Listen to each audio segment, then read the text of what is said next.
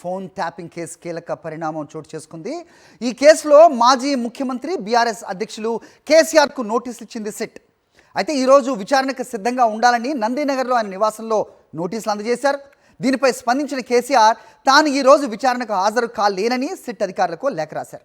Municipal ఎన్నికల nominations ఇవాళ ఆఖరి రోజు కావడంతో మరో రోజు విచారణ జరపాలని కోరారు ఆయన. విచారణకు హాజరు కాకపోవడానికి గల కారణాలు వివరిస్తూ జూబ్లీహిల్స్ ఏసీపీ వెంకటగిరికి లేఖ రాశారు కేసీఆర్ రాసిన లేఖపై సిట్ అధికారులు స్పందించారు. రేపు ఆయన్ను విచారించేందుకు ఈరోజు మరోసారి నోటీసులు ఇవ్వనున్నారు. అయితే కేసీఆర్ వయసు 65 ఏళ్లకు పైబడి ఉండటంతో చట్ట ప్రకారం ఆయనకు వెసులుబాటు ఉంటుంది. అదే వెసులుబాటు కల్పించారు పోలీసులు.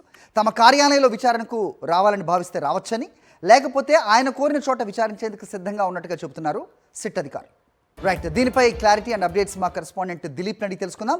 దిలీప్, చెప్పండి. సో ఇవాళ మరోసారి సిట్ నోటీసులు అందజేయనున్న నేపథ్యంలో ఎక్కడ ఇస్తారు, కేసీఆర్ ఎక్కడ ఉంటారు ఇవాళ, అలాగే విచారణకు ఎక్కడ హాజరవుతారు, ఈ క్లారిటీ ఎప్పటిలోగా వచ్చే అవకాశం ఉంది?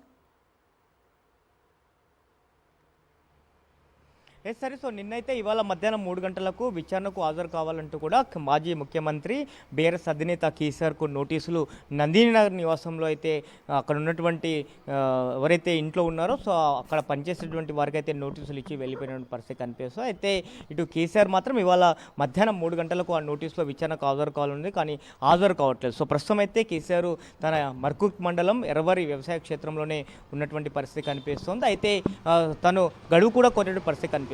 మున్సిపల్ ఎన్నికలకు సంబంధించి ఇవాళ నామినేషన్ల 116 మున్సిపాలిటీలకు 7 కార్పొరేషన్లకు ఇవాళ నామినేషన్లు చివరి తేదీ ఉండడంతో కూడా సో దాన్ని మున్సిపల్ ఎన్నికలకు సంబంధించి సమావేశాల నేపథ్యంలో కూడా ఇవాళ విచారణకు హాజరు కావడం లేదని లేఖలో పేర్కొన్న పరిస్థితి కనిపిస్తుంది. అలాగే ఎక్కడైతే తాను ఉన్నాడో వ్యవసాయ క్షేత్రం అక్కడే విచారణ కూడా జరపాలంటూ కూడా లేఖలో పేర్కొన్న పరిస్థితి కనిపిస్తుంది. అయితే ఇవాళ మరోసారి కూడా కేసీఆర్ గడువు కానీ అలాగే తాను వ్యవసాయ క్షేత్రంలోనే విచారణ జరపాలంటూ కూడా లేఖలో దాన్ని ఇటు సిట్ అధికారులు పరిస్థితి కనిపిస్తోంది. అయితే మరి మరోసారి నోటీసులు ఇచ్చే అవకాశం ఉంది. సో మరో గడువు కోరారు కాబట్టి అయితే నందినగర్ నివాసంలో ఈసారి నోటీసులు ఇస్తారా, లేదంటే నేరుగా వెళ్ళి, ఎందుకంటే వ్యవసాయ క్షేత్రంలోనే విచారణ జరపాలని కేసీఆర్ కోరారు కాబట్టి ఎర్రవల్లి వ్యవసాయ క్షేత్రం మర్కూక్ మండలం సో గజ్వేల్ నియోజకవర్గం సో ఎర్రవల్లి గ్రామంలో ఉన్నటువంటి తన వ్యవసాయ క్షేత్రానికి వెళ్ళి నోటీసులు ఇస్తారా అనేటువంటిది ఒక ఆసక్తి అయితే కనిపిస్తున్న పరిస్థితి కనిపిస్తుంది. తను లేఖలో కూడా గజ్వేల్ స్థానిక ఎమ్మెల్యేను చాలా రోజుల నుంచి ఇక్కడే నివాసం ఉంటున్నాను కాబట్టి సో నోటీసులు కూడా ఇక్కడే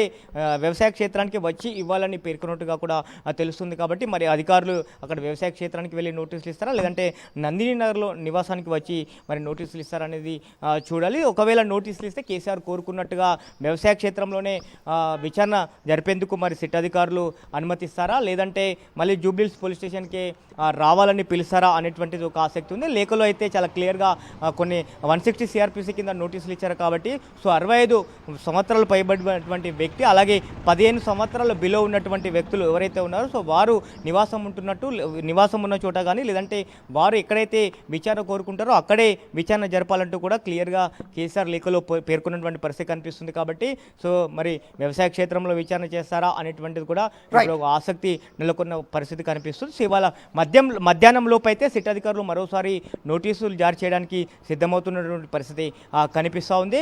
అయితే ఆ నోటీసులు నందినగర్ నివాసం ఇస్తారా, లేదంటే వ్యవసాయ క్షేత్రం వెళ్ళి ఇస్తారనేటువంటి కూడా ఒక ఆసక్తితో ఉన్నటువంటి పరిస్థితి కనిపిస్తుంది.